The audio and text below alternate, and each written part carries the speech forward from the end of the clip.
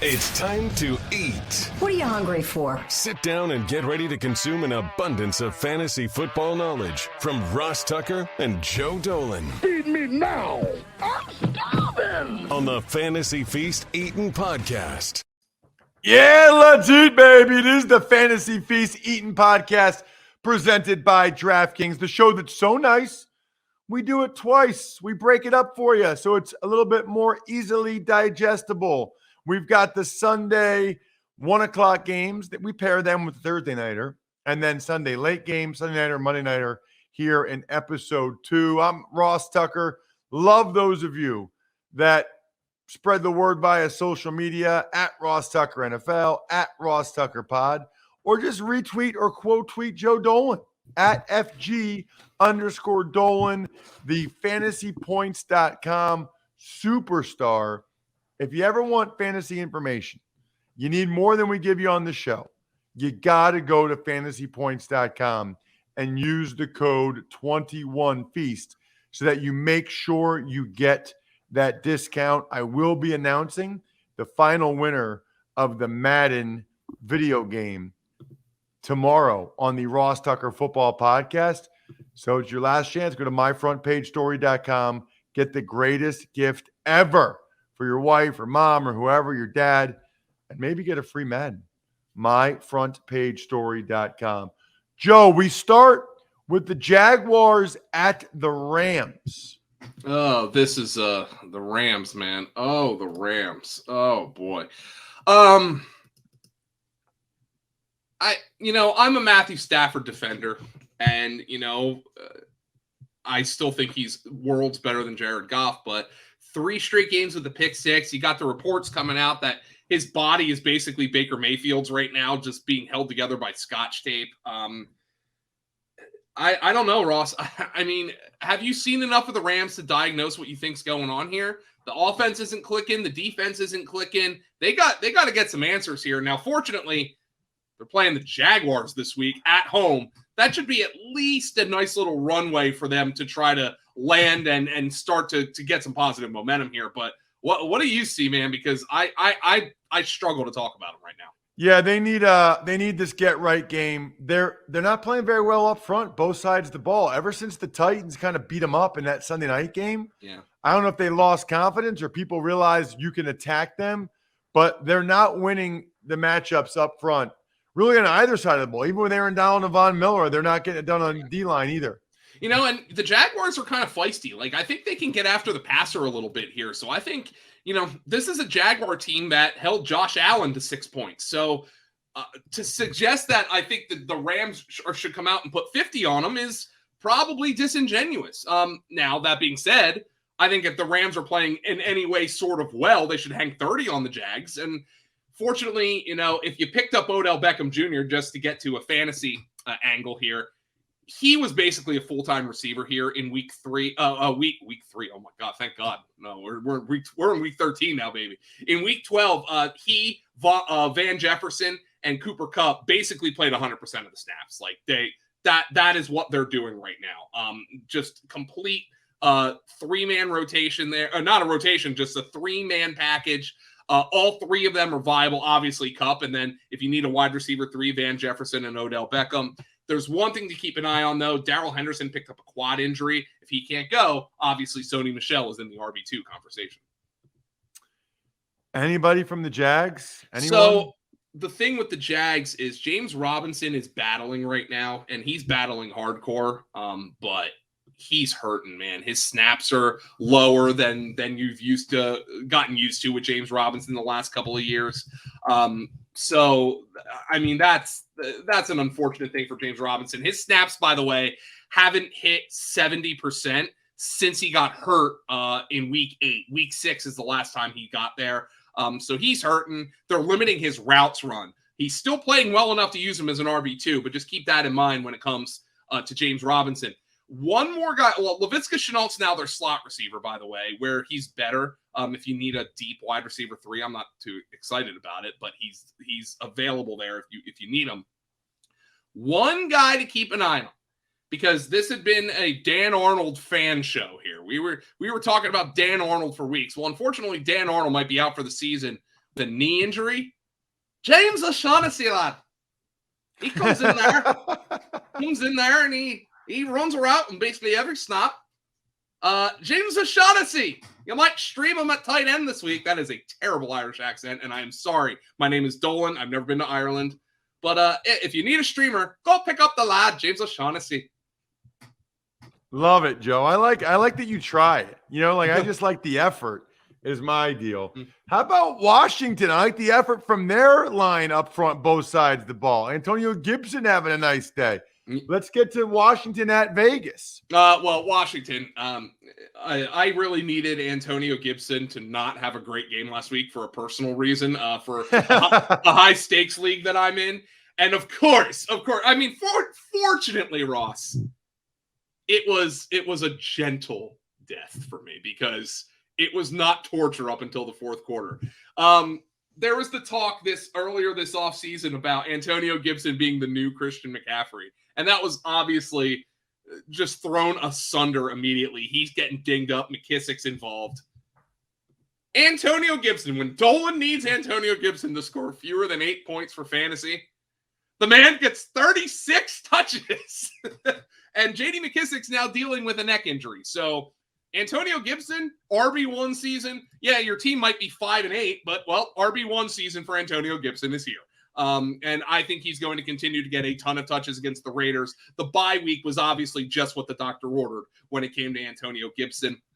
It was good to see Logan Thomas back last week. Logan Thomas played on basically a full-time role there. Got 6 targets. I know he only caught 3 for 31, but he is back on the tight end 1 radar after his role last week. And Taylor Heineke, viable streamer against the Raiders this week. Vegas, baby, Vegas. Waller's a little beat up. They got the offense back on track, though, against the Cowboys. Yeah, so the one thing that they did is Josh Jacobs is starting to look good. Kenyon Drake is useless again. And Josh Jacobs was a guy who I thought when he was at Alabama could catch the ball pretty well. And they're finally starting to throw him the football. So he's on the RB2 radar. Keep an eye on Waller, by the way. This one's really important. And it's important because if Darren Waller can't go, you can just plug in Foster Moreau. Foster Moreau had the big game against the Eagles a number of weeks back when Darren Waller couldn't play. So he's dealing with it's called an IT band injury. And I talked to our injury expert, Dr. Edwin Porras at fantasypoints.com, and he said they're really hard to hurt, and it's probably not a very serious injury. So there seems to be a legitimate chance Darren Waller plays this week, but just keep an eye on it because if he doesn't go, then Foster Moreau becomes somebody who is, a slam dunk tight end 1. Hunter Renfrow is the wide receiver you can play here. Derek Carr does not throw the ball to Bryan Edwards. He just doesn't do it. I don't know what it is, but he doesn't throw the ball to Bryan Edwards. If you play Deshaun Jackson, good luck. He's not playing the Cowboys this week. Deshaun always gets up for the Cowboys, but he's not playing the Cowboys this week. Maybe he's more of a DFS option. He is somebody, like, if you're dying, he probably gives you more upside because not anybody you pick up off the waiver wire can score a 60-yard touchdown, but you're risking a goose egg if you use Deshaun Jackson. You're also risking a goose egg if you don't take a look at PicksWise. It's the #1 free app for football picks, odds, and analysis. You can find expert picks for every game all season long, loaded with best bets, props, and parlays. You can find in-depth game predictions giving you the who, how, and why behind every prediction, all for free. Found your pick? Search our latest DraftKings promotions to sign up for an account and place your bet. Download the free PicksWise app now to make your next bet better. PicksWise backs responsible gambling. Gambling problem? Call 1-800-GAMBLER. Joe, the Steelers are hosting the Ravens. Joe, what's going on with the Steelers and the Ravens? The Steelers' offensive line has hit a rookie wall, and Ben Roethlisberger, the interception that he threw to Mike Hilton, the Mike Hilton revenge interception last week. It was on a simple out pattern, which is an NFL throw, by the way, an out pattern to the sideline, which is what an out pattern is. I didn't think that was redundant. But the corner undercuts it. And, an out pattern, Ross, it's an arm strength throw. That thing hung up in the air like the freaking plastic bag in American Beauty. Okay. Like, I mean, that was floating, man. Ben Roethlisberger just can't drive the ball anymore. And I'm not breaking any news here, but the good news is, with the exception of Najee Harris, everybody came through for you. Deontay Johnson gets 14 targets. Chase Claypool gets 8 targets. Pat Freiermuth gets 4 and scores a touchdown. Now, of course, Freiermuth is in the concussion protocol, which is bad news because he's a slam dunk tight end one when he plays. But Najee Harris doesn't get going. I wonder if they were just looking not to overwork him at the end of a game where they were not coming back. That was a disappointing game for Najee Harris, but I think they're getting their butts whipped on the offensive line. And that's bad news across the board for Pittsburgh with a quarterback who can't throw anymore. Look, you play your guys from Pittsburgh, but it's like almost one of those teams now. If you have Deontay Johnson, don't put the game on. Just look up the box score at the end, and you'll be like, nice game for Deontay. Didn't in any way realize how painful it was to get there. Ravens. What about the Ravens, Joe? They're not clicking on all cylinders either. Oh, my Lord. I mean, Ross, all the last couple weeks here, the Eagles are running the shotgun, Lamar Jackson offense, and they're like, is Jalen Hurts the new Lamar Jackson? And all this stuff. And maybe Lamar Jackson took that to heart, saw the way Jalen Hurts played against the Giants on a Sunday, and decided, you know what? Sunday Night Football, I gotta throw some support up for my boy Jalen. I'm gonna play like him. Awful game for Lamar Jackson. 4 interceptions. He does manage to get the touchdown to Mark Andrews, which, I mean, Mark Andrews, outside of Travis Kelce, there's not a tight end in football who is a better fantasy play. At least Hollywood Brown comes through with 10 targets for you. Here is the question I have. The Steelers have been getting crushed on the ground. Just blasted. I don't know if the Ravens have the kind of back, they don't have a Joe Mixon, but I don't know if they have the kind of back to take advantage of that. But if I have Devontae Freeman on my fantasy team, and he's been more of a flex kind of option, a useful guy, but nothing special, ain't no better time to play Devontae Freeman than this game. The Steelers have been getting crushed on the ground. They had no resistance whatsoever for Joe Mixon last week. I think the Ravens are going to come out and they're going to run the football. Lamar Jackson, I don't know if he's got any lingering side effects from his illness, but that's a guy, Devontae Freeman, who I want to play for fantasy right now. I don't know what matchup Devontae Freeman's going to have better than this one the rest of the season. Let's put it this way. Thoroughly disappointed that it doesn't look like there will be any Deebo Samuel for the matchup between the Niners and the Seahawks. That one hurts. That one really hurts because Deebo was a league winner. It looks like he's going to miss a week or two. Looks like he avoided serious injury, but I'm just not sure he's a guy you replace. What I think is going to happen is, because the Seahawks can't move the ball at all, can't score, is Elijah Mitchell, who, he comes off the finger injury. We're worried all week. Oh, is he going to be limited, with the finger? 33 opportunities, 27 carries, and 6 targets. And let's throw this out there and look at this from a macro level. Lesson learned from 2021 fantasy football. Your fab is there for you to spend it. Elijah Mitchell's the waiver wire pickup of the year, and he was a week 1 pickup. I mean, now that's not going to be the case every year, but it looks like somebody's going to get an opportunity. They have a nice week 1 game that you don't anticipate. James Robinson a couple of years ago. These are the guys who ended up winning leagues for you. And Elijah Mitchell, I think, is going to be a very important player because I still don't think they really overall trust Jimmy Garoppolo to throw the football. And I think they're probably going to trust him less without a weapon out there like Deebo Samuel. George Kittle only catches 1 pass in that game. That's unacceptable. But yeah, I mean, it's just this offense is going to run through Elijah Mitchell right now. I think that's what's going to happen. Brandon Ayuk, who has been, a really good producer since he got out of the doghouse. I think he's going to continue to produce. And if you are dying at the wide receiver position, it seems like they really like this Jawan Jennings. They're calling up plays for him at the goal line. He seems like a guy that they like. The 7th round rookie. He's got some ability. I think he's got some savvy to him, and I think he's kind of beyond his years. That might be the pickup if you're looking in maybe a 14-team league to replace Deebo. Jawan Jennings might be the guy. Okay, I like that tidbit. What about, Joe? It's kind of crazy what's going on in Seattle. Oh. I mean, they're a disaster.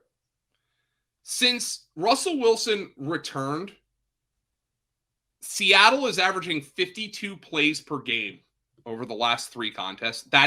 Here's the fact of the matter. That's not enough for an NFL team. That's not enough for fantasy.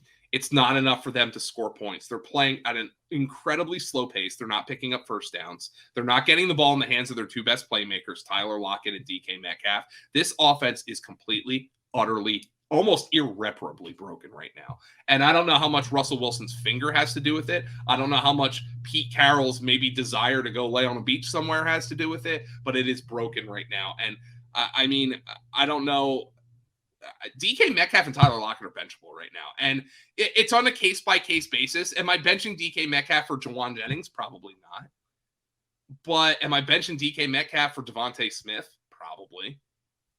Am I benching DK Metcalf for Sterling Shepard if Sterling Shepard comes back this week? Probably. Am I benching DK Metcalf for Jacoby Myers? Probably. I mean, that's where we're at right now, man. It's just brutal. And Russell Wilson's not a playable fantasy quarterback. I mean, I'd rather pick up Teddy Bridgewater off the waiver wire than play him this week than play Russell Wilson. It's a disaster for Seattle. They need to stop giving the ball to Alex Collins. Ross, it's really tough go of it. We're seeing the end of the Carroll-Wilson marriage, and it might be the end of each of their individual eras in Seattle as well. Yeah, I think that's probably almost likely at this point. We got the Broncos and the Chiefs. I was surprised that the Broncos beat the Chargers the way in which they did. Chiefs coming off a bye. What do you got? Well, the Broncos attack the Chargers the way a team needs to attack the Chargers. You attack them with the run game. The Broncos ran for 147 yards in that game with Melvin Gordon and Javonte Williams. That's the way you need to attack the Chargers. I don't know if they're going to have that kind of an opportunity against the Chiefs. It's the thing that really is telling to me about the Broncos quarterback situation. And I think Teddy Bridgewater is, he is unbelievably competent. I think you can say that's both an insult and a compliment. But look at the fact that the money that the Denver Broncos gave Courtland Sutton vis-a-vis Courtland Sutton's production this year. And the Broncos are telling you that we don't think Courtland Sutton's the problem. Right. That's exactly what they're telling you. I mean, listen to this. In the 5 full games that Courtland Sutton and Jerry Jeudy have played together this year, 5 games, Courtland Sutton has 15 targets. And the Broncos gave him $60 million. So that tells you exactly who they think the problem here is. And they think it's Teddy.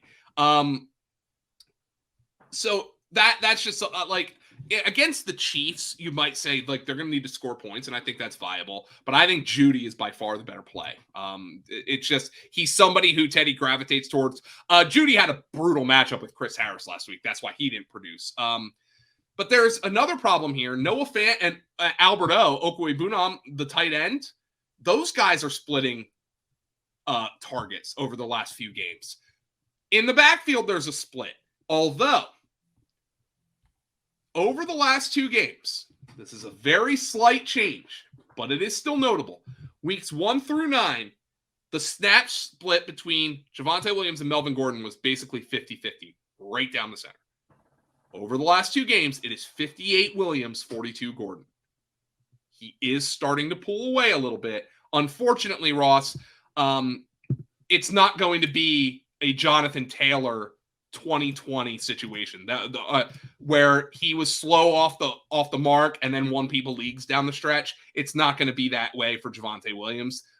It's still looking like 2022 is when that's going to happen. But Javonte Williams is starting to come on here, and I think everybody who drafted Javonte Williams is seeing why you drafted him. It's just unfortunate that Melvin Gordon, and credit to Melvin Gordon, has refused to go away. Yeah, he does. I really thought Melvin Gordon's best days were behind him. He's played well. What about for the Chiefs? The Chiefs are look. They come out, after they blew out the Raiders. Oh, Mahomes is back, and I think the Cowboys offense making as many mistakes as it made against the Chiefs in that Week 11 game colored the fact that the Chiefs didn't play all that well. Mahomes goes 23 of 37 for 260 and a pick. Fortunately, he put the ball in the hands of Hill and Kelsey. That's good news. And, I think people are realizing that, look, the Chiefs made a luxury pick with Clyde Edwards-Helaire. And even if you acknowledge that, okay, they still have to make a luxury pick, you wonder what that offense would look like with Jonathan Taylor or DeAndre Swift in it, as opposed to Clyde Edwards-Helaire. But here's the thing with Edwards-Helaire. He comes in, and I thought they'd sit him over the bye. So he comes in, and he instantly averages over 5 yards per carry. The guy's just a better runner than Darrell Williams. But the problem is Darrell Williams, they still use him in those third down and passing situations, Ross. And unfortunately, it limits Clyde Edwards-Helaire's upside. But if the Chiefs want to run the ball, and they probably should, given the fact that their offense still doesn't look to be clicking as much, Edwards-Helaire's upside is limited by the fact that Darrell Williams is going to play on third downs. Yeah, I think that's a fair point. Chiefs kind of look like they're getting their mojo back a little bit. Speaking of mojo, overcoming the odds, rewriting the playbook, delivering under pressure. The MVPs of small business lead their teams to victory all year long. Visa is proud to provide playmakers everywhere with more tools to help grow their business and help them achieve even greater success. Because the more people we can empower, the more we all win. Visa, a network working for everyone. Joe, who's working for us in Monday Night Football? Huge game. Patriots at the Bills. I cannot wait. So it is a huge game. Now, here is the problem with the Patriots, and count on Bill Belichick and his Bellatrix to be annoying, because when the Patriots weren't really good offensively, and that was to be expected, by the way, with a rookie quarterback at the beginning of this year, it was simple for me to come on this program and say, Ross, there's really nothing for me to talk about with the Patriots. You play Damian Harris, and that's about it. Now they're pretty good offensively. Here is the problem. They're pretty good offensively and are putting the ball in the hands of 37 different guys. So I'm looking at this from a perspective where, all right, the Patriots can move the ball, but who in the hell is getting the ball? Over their last 2 weeks, they have basically an even three-man split in the backfield. Damian Harris has 38% of the snaps.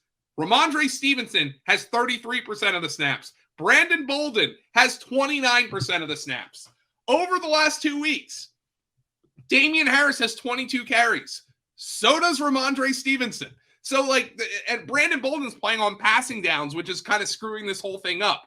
And they've got a full rotation in the red zone. On their 20 red zone plays over the last 2 games, Damian Harris has 10 snaps. Stevenson and Bolden each have 5. So there's outside of Bolden's role in the passing game, nobody really has a clear role here, and you basically need to hope for a touchdown. From their receivers, nobody's getting enough volume unless you get a touchdown. And recently, their best touchdown scorer at receiver has been Kendrick Bourne, but I don't feel great about that. But that being said, if you want to take a shot on Bourne, you want to take a shot on Aguilar, obviously the Bills suffered a monster loss losing Trey White for the season with the ACL injury, which is going to open things up on the perimeter for Mac Jones in this passing game. Bill Belichick does not care about fantasy football. Oh, God, he hates it, Ross.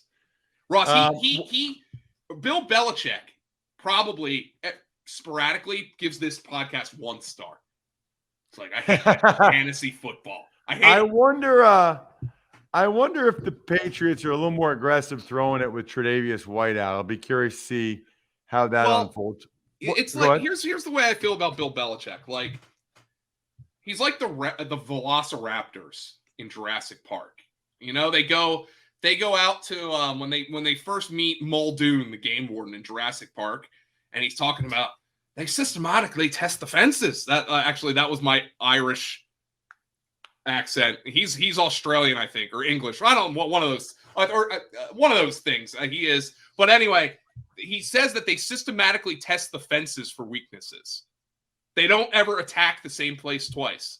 I guarantee you, Bill Belichick, he's the Queen Raptor. He's going to have his offense attacking where Tre'Davious White would be to systematically test if that's now a weakness. He's not going to let the Bills ease into their transition. He wants to escape from the Raptor pit. And he's going to try to attack where Tre'Davious White was. I guarantee it. Like it. All right. What about for the Bills offensively? So they benched Zach Moss last week, and that was the biggest change. Destiny is all. Matt Breida. He comes in and plays 32% of the snaps. Devin Singletary plays the other 2/3. Breida gets in the end zone. Singletary led the way in carries and routes, but Matt Breida, he gave what Stephon Diggs said last week was spice to the offense. And the fact that the Bills haven't been able to run the ball, I think they're probably going to stick with this and use Singletary and Breida. Breida, I picked him up on Thanksgiving and used him as a flex in a couple spots where I was having a holding out hope that CeeDee Lamb would play. Comes out, scores a touchdown, does a nice job for me. So, yeah, Matt Breida comes in and takes a bigger role. Now, you know what Bill Belichick's going to try to do.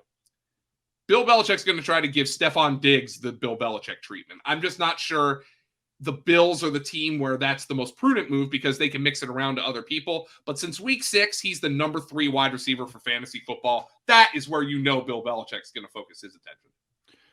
Well said, Joe. Make sure you follow this man on social media at FG_Dolan. He's such a stud, and he's deserving of your follow. He's deserving of you checking out what I think is the best website out there for fantasy football information, fantasypoints.com.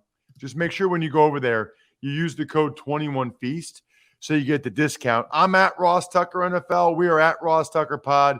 Greatly appreciate any social media spreading of the word or support. Means a lot. And I'd love for one of you guys to get the Madden this week. So go ahead and get it. Other than that, I'm stuffed. We're done.